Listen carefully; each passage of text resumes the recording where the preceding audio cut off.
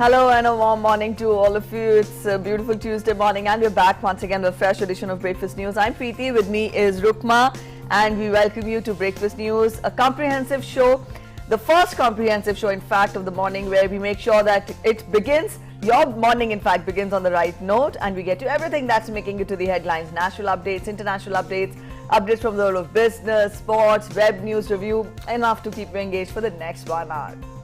A very good morning to you, Preeti, and to all our viewers as well. You're watching Breakfast News here on DD India for news that shapes your day, as we tell you all about what the Prime Minister said at the COP26 summit as world leaders gathered to discuss climate change and the road ahead and what it means. Also back home, the Har Ghar Dastak Vaccination campaign begins today. All that and more over the next 60 minutes. But let's begin by taking a look at the headlines. Prime Minister Narendra Modi announces 2070 as India's net zero carbon emissions target year. Prime Minister also announces non-fossil energy target of 500 gigawatt by 2030 and reduction in carbon emissions as part of the Panch Amrit commitments at COP26 in Glasgow.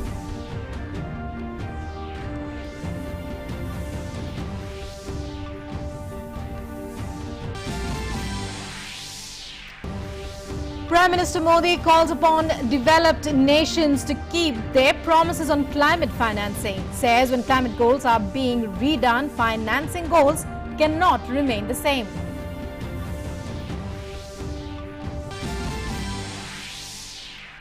Prime Minister Modi meets with UK Prime Minister Boris Johnson, congratulates him on championing climate issues.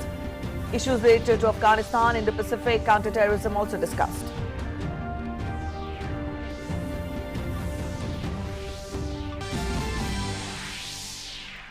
Enforcement Directorate arrests former Maharashtra Home Minister Anil Deshmukh in extortion and money laundering case. Arrest followed hours of questioning by agency yesterday.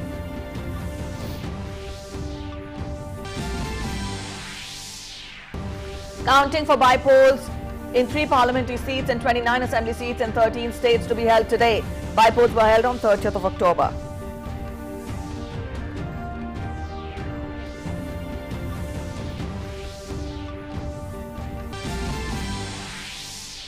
And Diwali celebrations begin across the country today with Dhanteras kicking off the 5-day festival of lights.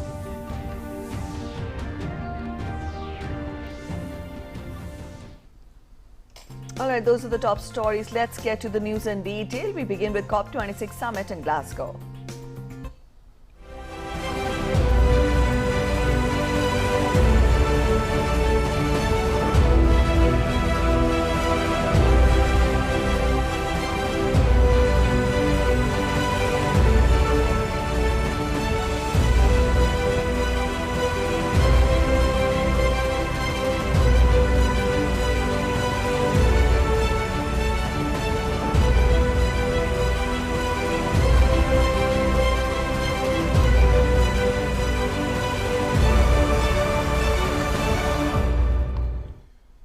The 26th Conference of Parties, COP26, to the United Nations Framework Convention on Climate Change is underway in Glasgow in the United Kingdom.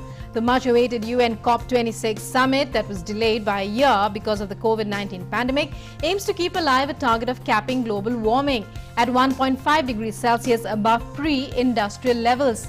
The limit scientists say would avoid its most destructive consequences.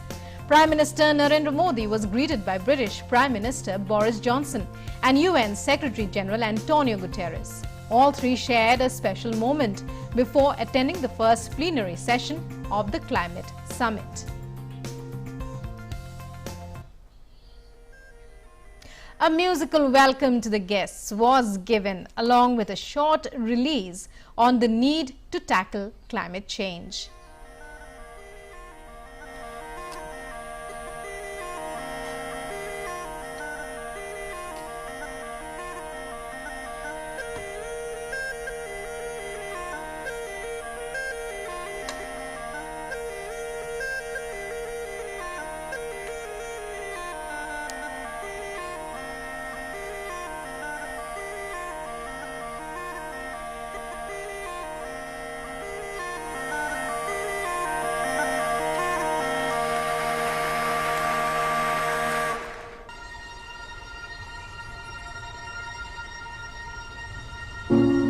It's possible that there's only one civilization in the Milky Way galaxy.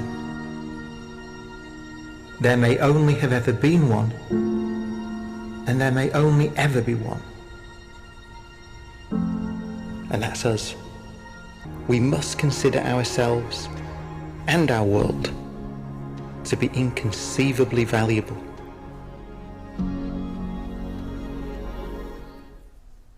The platform was COP26 summit in Glasgow. The voice was that of Prime Minister Narendra Modi, but he spoke not only on behalf of India, but the entire developing world. This voice was also heard at the G20 summit in Rome.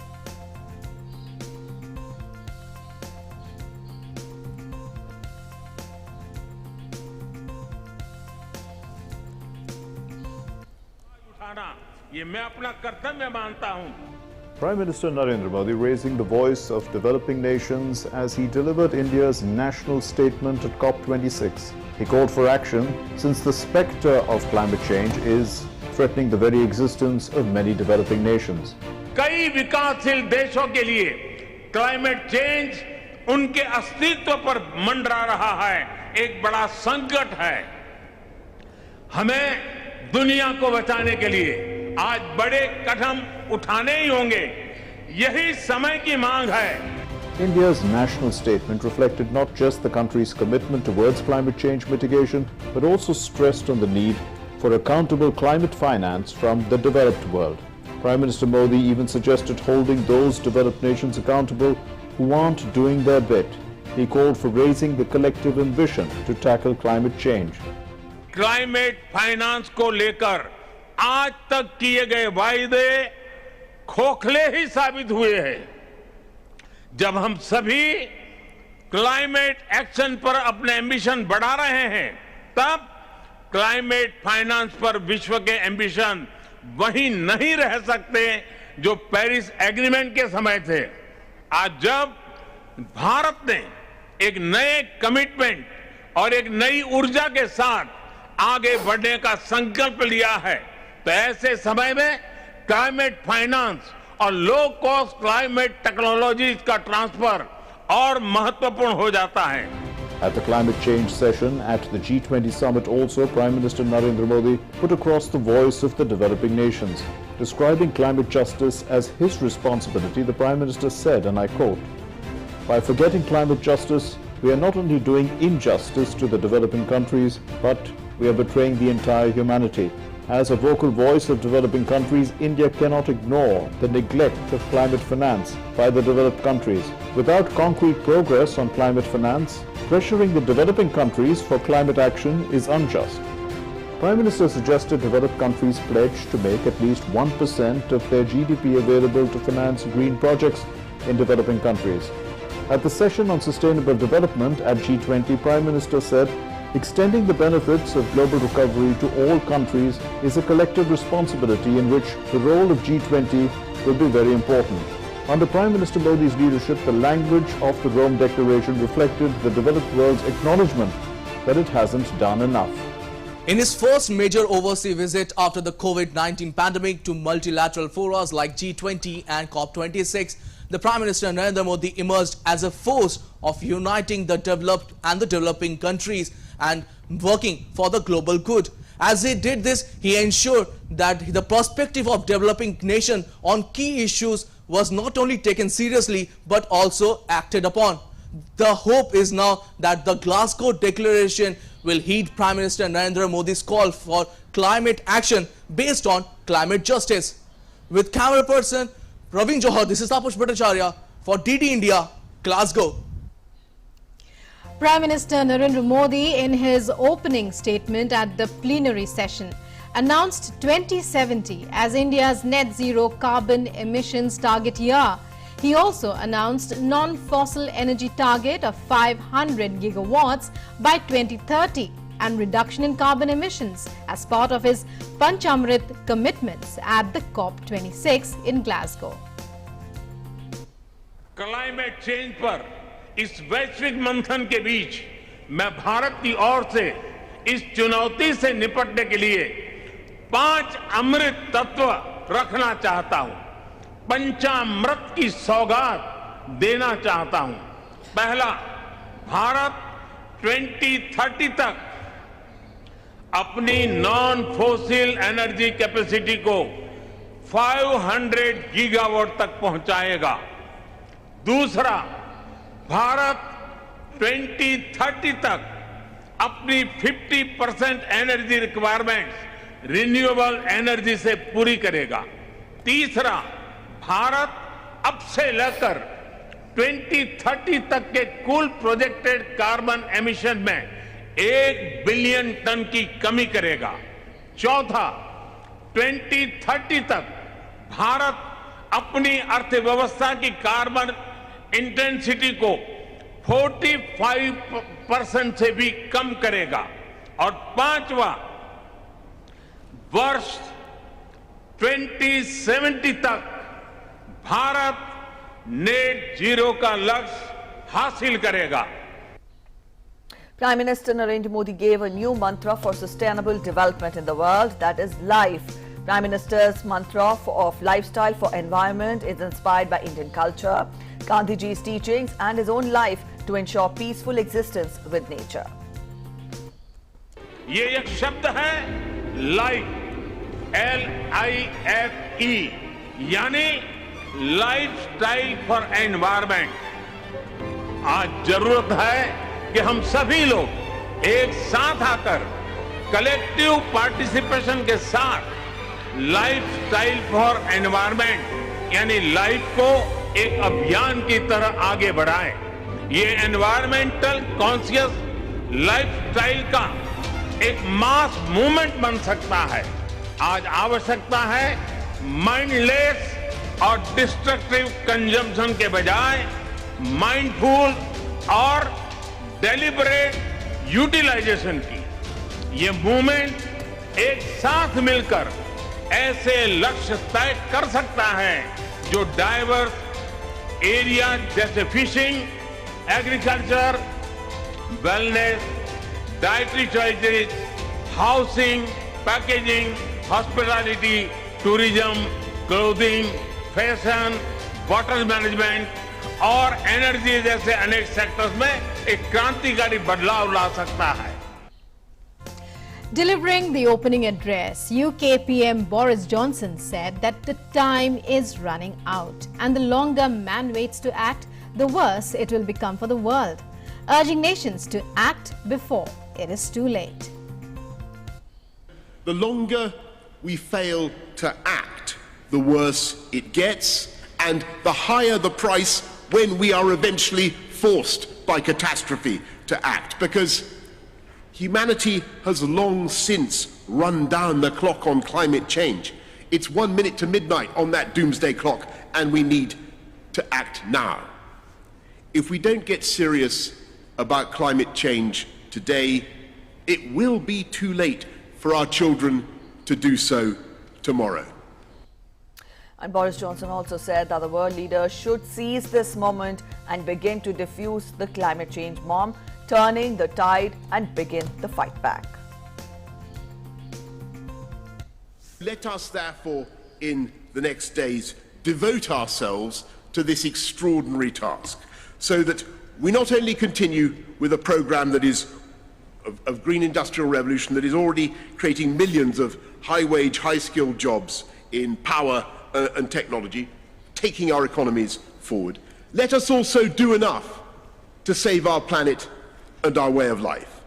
We may not feel much like James Bond, not all of us necessarily look like James Bond, but we have the opportunity and we have the duty to make this summit the moment when humanity finally began, and I stress began, to defuse that bomb, and to make this the moment when we began irrefutably to turn the tide and to begin the fight back against climate change. Yes, it's going to be hard, but yes, we can do it. And so let's get to work with all the creativity and imagination and goodwill that we possess. UN Chief Antonio Guterres stressed that COP26 climate summit must act to save humanity and protect the planet. He added that COP26 must be a moment of solidarity to financial commitments. He also called the members to keep alive the 1.5-degree goal. We must keep the goal of 1.5 degrees Celsius alive. This requires greater ambition on mitigation and the immediate concrete action to reduce global emissions by 45% by 2030. G20 countries have a particular responsibility as they represent around 80% of emissions. According to the principle of common but differentiated responsibilities, in light of national circumstances, developed countries must lead the effort. But emerging economies too must go the extra mile, as their contribution is essential for the effective reduction of emissions. We need maximum ambition from all countries on all fronts to make Glasgow a success. Italian Prime Minister Mario Draghi called for acting decisively against climate change. He was also in favor of involving the youth in the battle against climate change.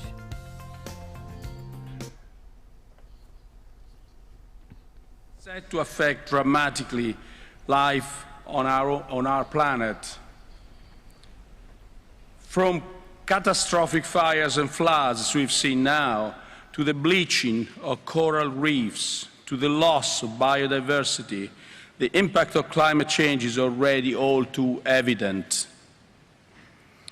Its price also rising fast, especially for the poorer nations. The cost of disruptions for households and companies in low and middle-income countries amounts to a staggering $390 billion a year. Climate change also has serious repercussions on global peace and security. US President Joe Biden termed the decade as very decisive to act against climate change and to reverse the effects of climate change. This is a decisive decade in which we have an opportunity to prove ourselves. We can keep the goal of limiting global warming to just 1.5 degrees Celsius within our reach if we come together. If we commit to doing our part of each of our nations with determination and with ambition. That's what COP26 is all about. Glasgow must be the kickoff of a decade of ambition and innovation to preserve our shared future. And Prime Minister Narendra Modi also held bilateral talks with British Prime Minister Boris Johnson on the sidelines of the COP26 summit. Foreign Secretary Harshvardhan Shringla said that India's Prime Minister and UK Prime Minister had a productive and detailed talk over several important issues.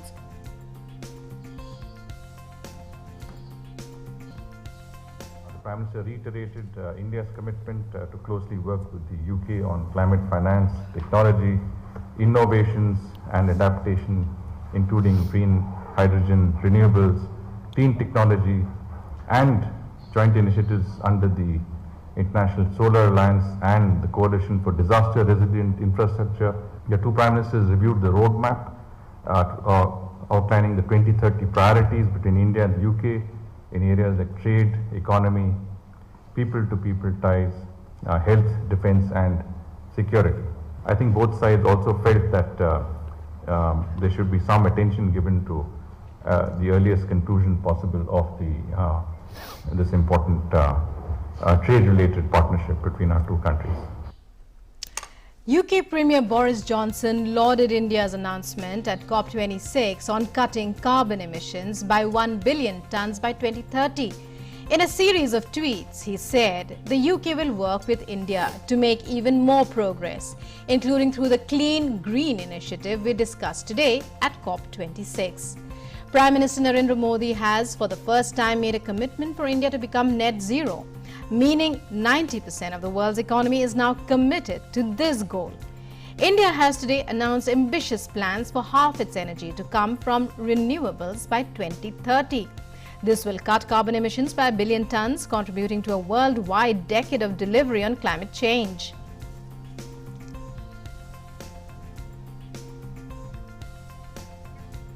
Prime Minister Narendra Modi shared some precious moments from COP26 summit on his Twitter handle. He said the summit offers a wonderful opportunity to interact with various world leaders.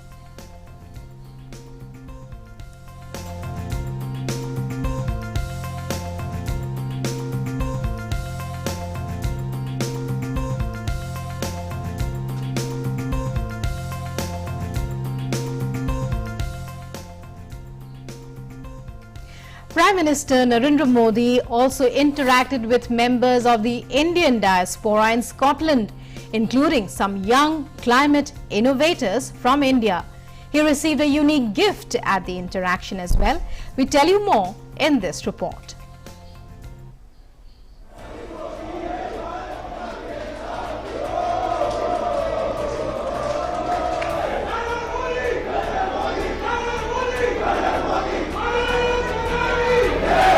Being a Gujarati, meeting a Prime Minister Gujarati, it was just like a dream come true. उनसे मिलके बात हुआ जैसे साक्षात भगवान का दर्शन हुआ.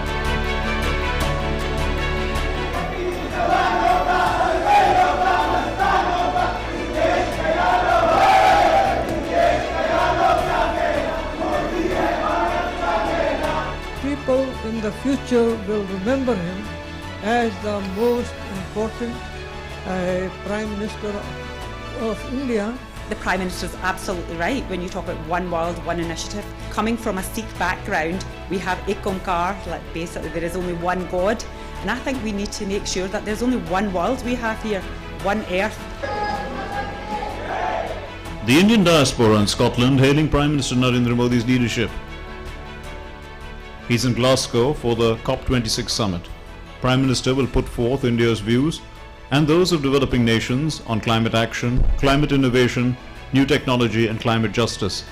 In his first engagement in Glasgow, Prime Minister interacted with young globally recognized climate innovators from India. Young Vinisha Umashankar invented a solar ironing cart. The solar ironing cart, and it aims to clean our air. The problem I'm trying to solve is to eliminate the practice of burning charcoal to heat an iron box for pressing clothes by the vendors. Prime Minister also met Vidyut Mohan, who is among the winners of the Young Champions of the Earth 2020 award given by the United Nations Environment Agency. Member of Parliament from West Scotland, Pam Gosal, is a Sikh of Indian origin. She hailed Prime Minister Modi's One World, One Initiative motto. मैं पहली Indian है औरत Scottish parliament में और पहली Sikh. I think it's fantastic to see the Prime Minister here in Glasgow at COP26 amongst all the world's leaders. I think the Prime Minister is absolutely right when you talk about one world, one initiative. That's why today that all leaders are coming together to make sure we have that one commitment together. And I think coming from a Sikh background, we have Ek Onkar, like basically there is only one God. And I think we need to make sure that there's only one world we have here, one earth. And we all have an important responsibility. Professor Nade Hakim, a surgeon and a sculptor of Lebanese origin, presented Prime Minister Modi with a bust he sculpted. A man of detail, the Prime Minister added the finishing touches, placing his spectacles on the gift. I could not believe my improvisation the last minute where not having had glasses, because somebody said, where are the glasses? So I took off his own glasses, put it on, which I thought was a good move. Several other members of the Indian diaspora described Prime Minister Modi as a leader who doesn't hesitate to take tough decisions. They described him and his actions as inspirational. Whether in Rome or in Glasgow, Prime Minister doesn't miss an opportunity to interact with the Indian diaspora, whom he describes as ambassadors of India across the world. Arun Sharma for DD India.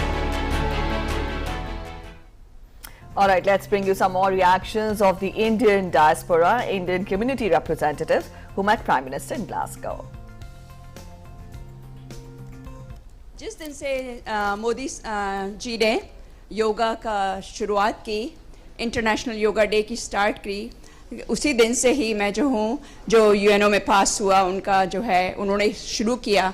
Yoga तो चल रहा है बहुत century से, but popularity जो उन्होंने create की है पूरे वर्ल्ड में, उसके लिए बहुत धन्यवाद मोदी जी को, बिकॉज उसकी वजह से जो है लोग और भी योगा करने लग गए, और it has been recognised all over the world, which is wonderful, and it is so good for not only physical, mental and spiritual health for everybody. And that's the human necessity nowadays in the world, is you can have a money, any amount of money, but you cannot have peace. So that creates a peace within us, which is wonderful. And that's what Modi ji has actually. And is amazing leader. He's an amazing Indian leader. And he's really put India top of the list, which we all appreciate. Now, India on the top of the world, which is wonderful. We are so grateful to him. मैं बहुत ही खुशकिस्मत हूँ कि meeting such a great leader. He's one of the greatest of all the leaders that we currently have. I'm very grateful to have seen him and met him in person. So really grateful for that honor. I was delighted to meet Prime Minister Narendra Modi today, and I'm speaking not only on behalf of the Indian diaspora in Scotland, but on behalf of the Indian diaspora all over. We just love Modi ji. The vast majority of us love Modi ji. Even though we don't live in India, we have hopes, aspirations and dreams for the country, and in Modi we see a leader who will take us there. I think सारे Indians यहाँ पर बहुत खुश हैं। आपने कल भी शायद देखा कितने नारे लगे, गाने गाए गए। तो इंडियन डायस्पोरा तो बहुत खुश है कि वो फाइनली स्कॉटलैंड आए। उन्होंने भारतीयों का शायद विश्व के पैनल पे काफ़ी कद बढ़ा दिया। जैसे हम लोग भारतीय रहते हैं, हम बाहर रहते हैं, तो हमको लगता है कि मोदी जी हमारे लिए बहुत अच्छा काम कर रहे हैं, हमारा नाम रोशन कर रहे हैं, सबका देश का नाम रोशन कर रहे हैं।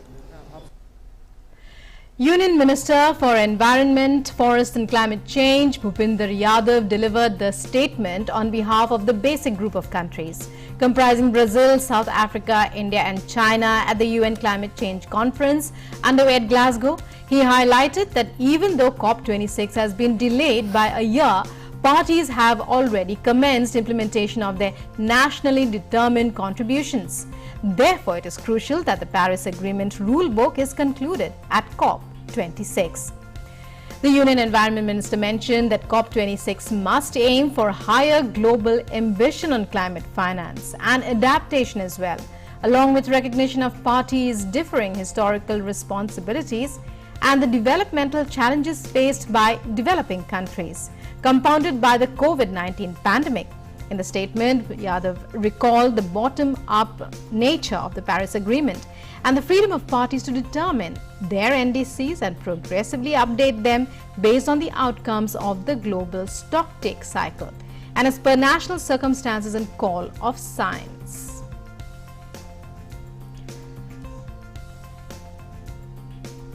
In a tweet, Bhupinder Yadav said, and I quote him, delivered the basic statement at opening plenary of the COP26, underlining that developed nations have not only failed to meet the $100 billion goal per year of support to developing nations since 2009, but also continue to present it as sealing off their ambition all the way to 2025.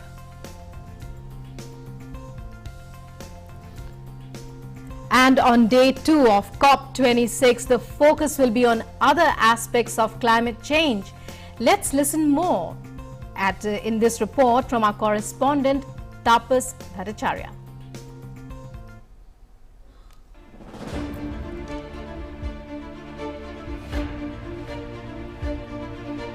Day 1 saw Prime Minister Narendra Modi emerging as a leader of the developing countries, announcing that India will be going ahead with the net zero emission by 2070. What can we expect on day 2? On day 2, Prime Minister will be attending a summit on the infrastructure for resilient island states. What does that mean? It means that all these states who are island states, island nation, will be given infrastructure and they will be pushed by an economy which will help them to overcome the challenges of climate change. After that, a host of bilateral will be discussed with Prime Minister Narendra Modi, where he will meet the leaders of these bilateral states and will discuss the issues of green energy and at the same time climate finance and the technology transfer. All this will be discussed and detailed in this particular bilaterals. With camera person Praveen Johar, this is Taposh Bhattacharya for DD India, Glasgow. And up next, we're heading for a short break. Stay with us. We'll be back in a short while.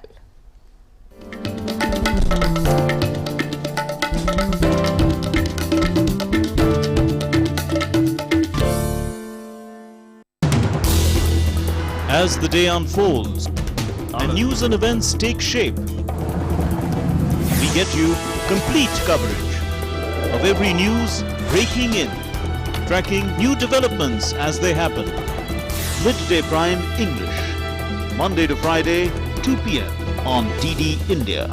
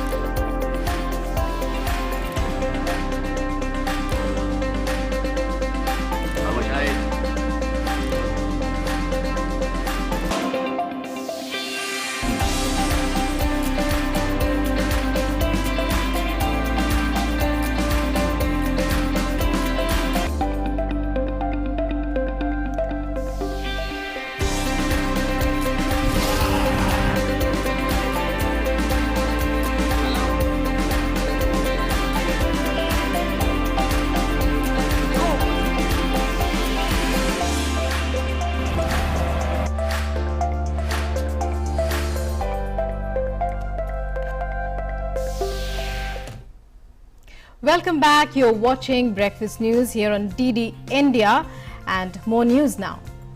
Yes, we'll get to domestic updates now. In view of speeding up the vaccination program, Union government will today launch the Har Ghar Dastak mega vaccination campaign against the pandemic. Now, this will be on the occasion of Dhanvantri Divas, that is Dhanteras. The month-long door-to-door vaccination campaign aims to inoculate the entire population in poor-performing districts. There are about 12 crore people in the country who are yet to receive the second dose of the COVID vaccine. Along with this, people who have not been administered the first vaccine dose will also be vaccinated. Under the vaccination drive in the country, more than 106.79 crore vaccine doses have been administered in the country so far. Also, till now, 78% of the eligible population in the country has been given the first dose of the vaccine, and 35% people have been vaccinated with both the doses. Union Health Minister Dr. Mansukh Mandavia congratulated the country on achieving an extraordinary feat by administering more than 78% of the first doses and 35% of the population with second doses of the COVID vaccine. The companies manufacturing the vaccines for the country have promised to deliver 30 crore vaccine doses to the nation in the month of November. As several countries report a higher number of COVID cases, the ramping of vaccination drive in India to reduce severity becomes crucial. And our COVID-19 vaccination coverage has crossed the 106.79 crore mark. Cumulatively, 106 crore 79 lakh 85,487 beneficiaries have been inoculated so far. More than 47 lakh 79,000 vaccine doses have been were administered till 7 p.m. on Monday.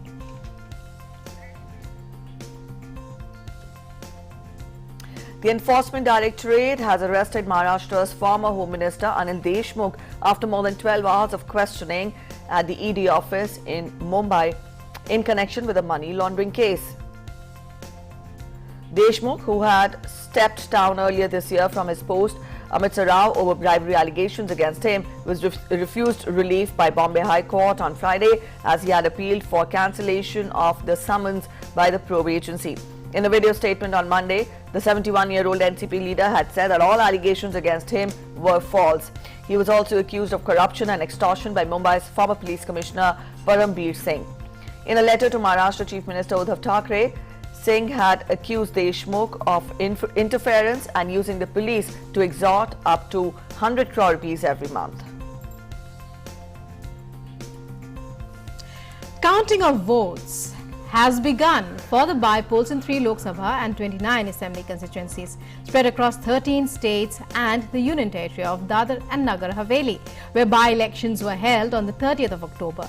The Assembly by-elections, which saw a high turnout, were held in 5 seats in Assam, 4 in West Bengal, 3 each in Madhya Pradesh, Himachal Pradesh and Meghalaya, 2 each in Bihar, Karnataka and Rajasthan, and 1 seat each in Andhra Pradesh, Haryana, Maharashtra, Mizoram and Telangana. The Bharatiya Janata Party grabbed around half a dozen constituencies of the 29 assembly seats. The Congress won 9 and the rest were won by regional parties. Dadar and Nagar Haveli, Mandi in Himachal Pradesh and Khandwa in Madhya Pradesh saw by-polls for Lok Sabha seats after the sitting members passed away. And up next to get us more on that, Aisha Khanam is joining us. Aisha, spell out more details. We tell our viewers that the counting of votes has already begun. Let us know more. Well, Preeti, in Karnataka, the counting of votes has begun around 8 a.m. The counting began.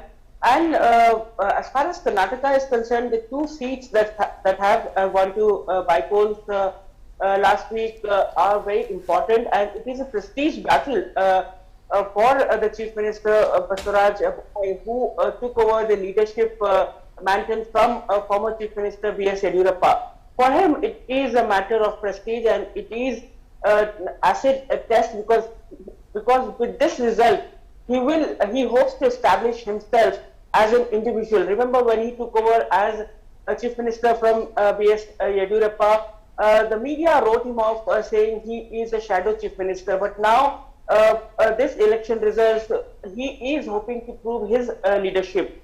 So this is very important result for Chief Minister Basuraj Bommai in Hanagal and Sindhi. Now, Haveri seat in Hanagal, which is in the Haveri district, is important because Basuraj Bommai has campaigned here aggressively because this seat is part of the district where Basuraj Bommai's constituency, Shiggaon, is a neighboring constituency. So therefore, Hanagal is also very important for a win in Hanagal is important for Basuraj Bommai, and the voter turnout during the election was about 86%.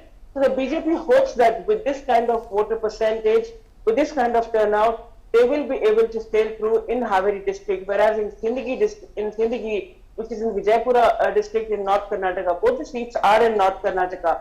So in Sindhi also the BJP hopes to emerge victorious, but the Congress has also put all its forces at stake, and the Congress hopes that a victory in North Karnataka, in Sindhi and or Hanagal will help them emerge stronger and galvanize the workers at the ground level. Remember, Congress is also fighting its factional feud within the party. The leadership, the fight between Siddaramaiah and former Chief Minister Siddaramaiah and the Congress President D.K. Shiv Kumar is in open. So a victory in these 2 seats will help them cement the differences and galvanize and motivate the workers at the ground level.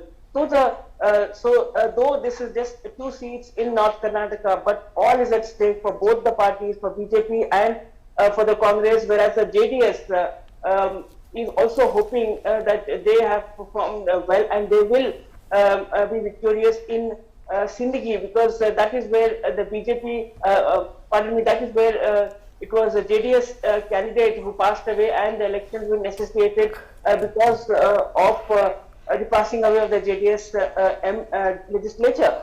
So JDS hopes to win at Sindhi, and BJP is confident that victory in Hangal and Sindhi will take them forward, and also the Chief Minister will be able to prove his leadership and emerge as an individual leader who can lead the BJP. Remember the elections, the assembly elections to Karnataka will be just in 2023. So before that, Basuraj Bommai hopes that the victory in these two seats can establish him as an individual leader. Now the counting has begun. In the first few rounds are going on, and we are told that in the first two rounds it is the Congress which is leading with just 52-55 votes. So this is nothing as far as the initial trends are considered. So the BJP now hopes that the trends will change, and they are keeping their fingers crossed. Well, lots at stake, as you tell us, Aisha, for every major political party in the results. We'll be getting to know by the end of the day. Many thanks for joining us there with that detailed input. And now time to move on to other news stories. Yes, the National Testing Agency on Monday announced the result of the National Eligibility Cum Entrance Examination, that is NEET 2021. Now, this is the entrance test for undergraduate medical courses. Now, this year, 3 students, Mrinal Kateri of Telangana, Tanmay Gupta of Delhi and Kartika Nair of Maharashtra have topped the exam, scoring full marks. Originally scheduled for 1st of August, the entrance exam was postponed due to the pandemic, and also the exam finally took place on 12th of September. The NEET exam was conducted at over 3,800 centers across 202 cities in the country, and over 15 lakh students appeared in the medical entrance test. Medical entrance exam was also conducted for the first time in Dubai and Kuwait on the initiative of the central government. Also, the Supreme Court on 28th of October allowed the National Testing Agency to release the NEET results, after which the results were declared. After amendment in the National Medical Commission Act 2019, admission to the MBBS course in 13 AIIMS across the country and the Jawaharlal PG Institute of Medical Education and Research, Puducherry, is done through NEET.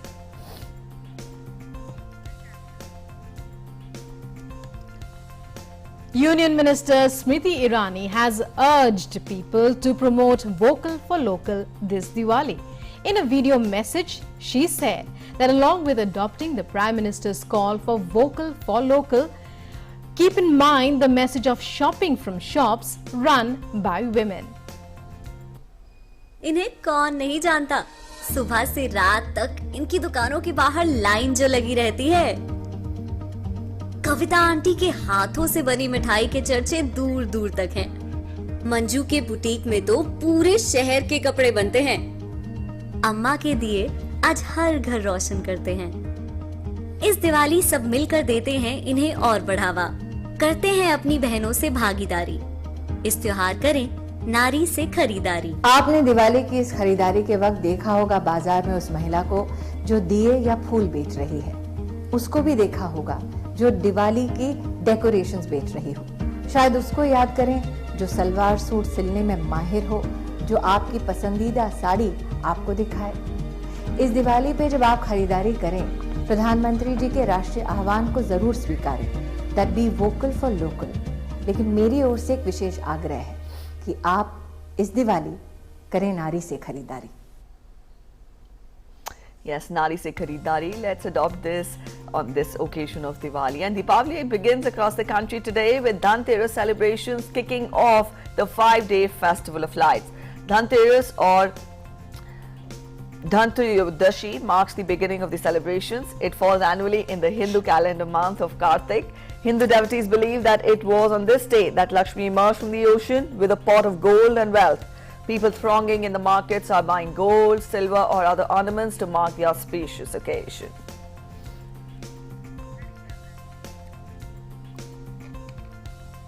And now let's take a look at what's happening around the world in our next segment, Across the Globe.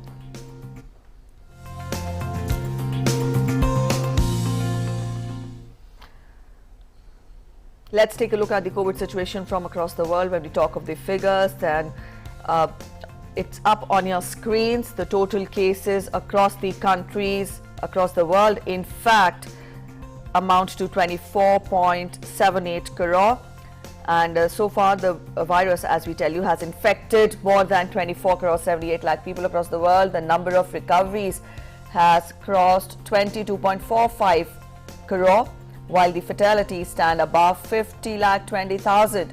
The US remains the worst affected country with higher number of cases and death toll. The country has over 4 crore 69 lakh cases and has lost more than 7 lakh 67,000 lives so far.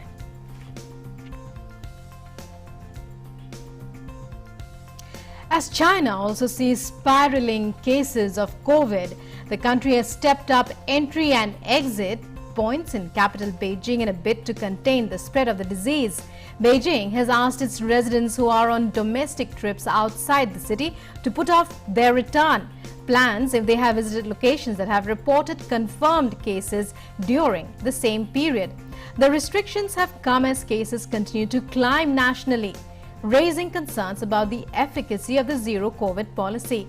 Beijing is also gearing up to host the Winter Olympics in February next year, for which hundreds of international athletes are expected to participate, and the recent flare-up of cases may be a big challenge. Earlier on Monday, the country announced the closure of Shanghai Disneyland for 2 days in wake of a single positive case being reported in a visitor. China has more than 97,000 cases with 4,600 fatalities. And COVID ravages across Russia, with the number of cases and death toll breaching its own 24-hour records. The country has already imposed restrictions to stem the surge in the number of cases. Several hospitals in the country's capital, Moscow, are overflooded with patients facing a crunch of oxygen supply. Russia was the first to approve a COVID vaccine, but struggles to inoculate its own population have emerged. The country's COVID cases have crossed 85 lakh 54,000 and the fatalities stand above 2 lakh 39,000.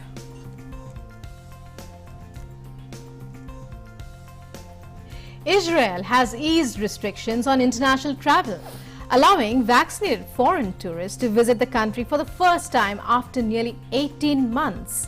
Israel has permitted only vaccinated tourists who have received their COVID-19 vaccine jabs in the past 6 months, with some exceptions such as humanitarian or medical needs. The corona pandemic has adversely impacted the tourism industry in Israel that faced a drop of 80% in 2020. After hitting a record high of 4.55 million visitors in 2019 that contributed $7.2 billion to Israel's economy and boosted tourism-dependent Bethlehem. COVID-19 cases in Israel stand at 13,28,000 now, with more than 8,100 fatalities.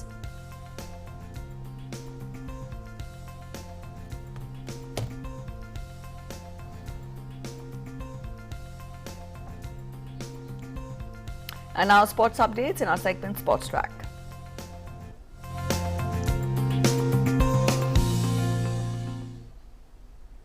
Well, England beat Sri Lanka by 26 runs in the Group 1 of the ICC Men's T20 World Cup 2021 in Sharjah to put one foot firmly in the semi-finals. An astonishing Joss Butler century helped England to victory over Sri Lanka in Group 1 in Sharjah. Butler reached a stun with a six off the final ball of the first innings with a brilliant 101, his highest individual score in T20 international cricket, and Butler played a crucial role in the field as Sri Lanka threatened to push England close in their chase of 164, with the wicketkeeper pulling off two excellent run-outs, the second with an inspired direct hit. Sri Lanka's reply petered out in the end, with Moeen Ali 2 for 15 picking up 2 wickets in the penultimate over to wrap up the innings with 6 balls remaining, and Sri Lanka still 26 runs shy. And 2 matches will be played today in the T20 World Cup. South Africa is set to face Bangladesh in the first match, and South Africa has won 2 consecutive matches against West Indies and Sri Lanka, becoming a strong contender for the semi-finals. They have 4 points from 3 matches and are above Australia in terms of net run rate. Bangladesh, on the other hand, have not been able to register a win in any of their 3 matches of the Super 12. In the second match of the day, Pakistan will play Namibia. Pakistan has registered 3 consecutive wins in the last 3 matches and will try to continue the winning streak to enter the semis.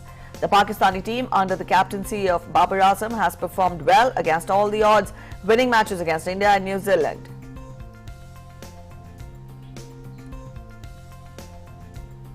Five-time Asian medalist Shiv Thapa defeated France's Lounes Hamraoui 4-1 in the 63.5 kg category in the pre-quarterfinal in the Men's World Boxing Championship being held in Belgrade in Serbia yesterday. He will now face Turkey's Kerem Özmen in the quarterfinals today. In another bout, Deepak Bhoria was beaten by Kazakhstan's Saken Bibosinov, the reigning Olympic and World Championship bronze medalist.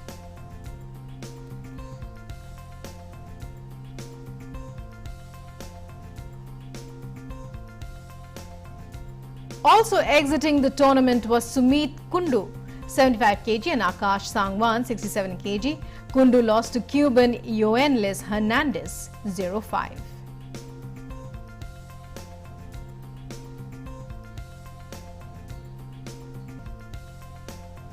And it's the 2nd of November today. Up next, we take a look at the events which made this day special in history. On this day in 1929, a conference of prominent national leaders, including Mahatma Gandhi, Madan Mohan Malviya, Sardar Patel and others, issued the Delhi Statement as a response to the declaration by Lord Irwin.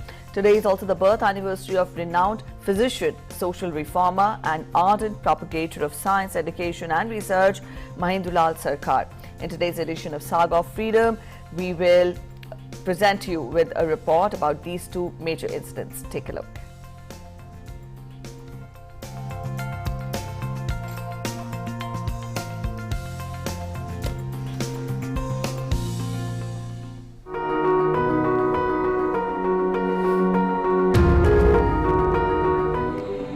It was on 2nd November 1929 that a conference of prominent national leaders, including Mahatma Gandhi, Madan Mohan Malviya, Sardar Patel and others, issued the Delhi Statement as a response to the declaration by Lord Irwin on October 31st, 1929. During this time, the Simon Commission was touring India and facing protests everywhere. Simon Commission! Bharat Mata ki!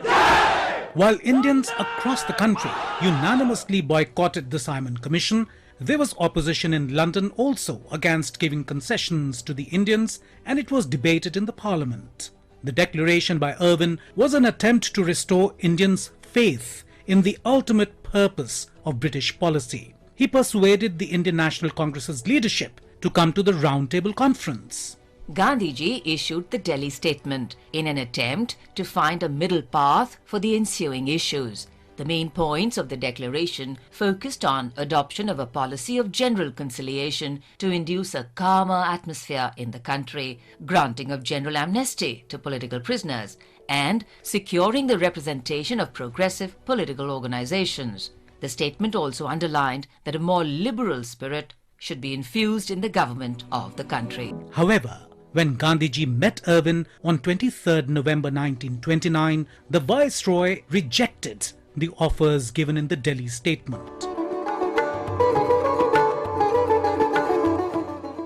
Today is the birth anniversary of renowned physician, social reformer and ardent propagator of science, education and research, Mahendralal Sarkar. He was born in Pekpara village of Howrah district in the Bengal province on the 2nd of November in 1833. He was the founder of the first National Science Association of India, namely Indian Association for the Cultivation of Science, where Nobel laureate C.V. Raman and many other scientists started their scientific experiments. Mahendralal Sarkar was educated in the traditional European system of medicine, but later turned to homeopathy due to the inability of ordinary Indians to afford treatment with Western medicines, and played an important role in promoting the use of alternative medicine systems.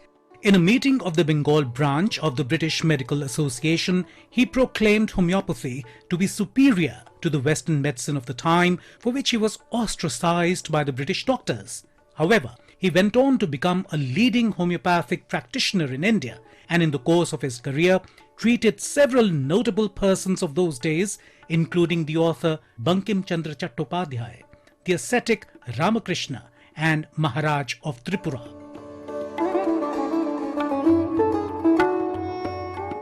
Sarkar was a humanist who believed that science could add to the prosperity of humanity, and the cultivation of modern science was required to remove poverty and ignorance of Indians. For this purpose, he established the Indian Association for the Cultivation of Science, IACS, in 1876. The association held regular lectures to popularize science among the masses. Sarkar also supported women's education. He arranged for freedom fighter Sarala Devi Chaudhrani's attendance in the evening lectures at IACS so that she could pursue higher studies in physics. Mahendralal Sarkar died on 23rd February 1904, but his legacy of reaching out to Indian citizens and popularizing science education and research has left an indelible mark on Indian society. We salute this great Indian and his love for the motherland.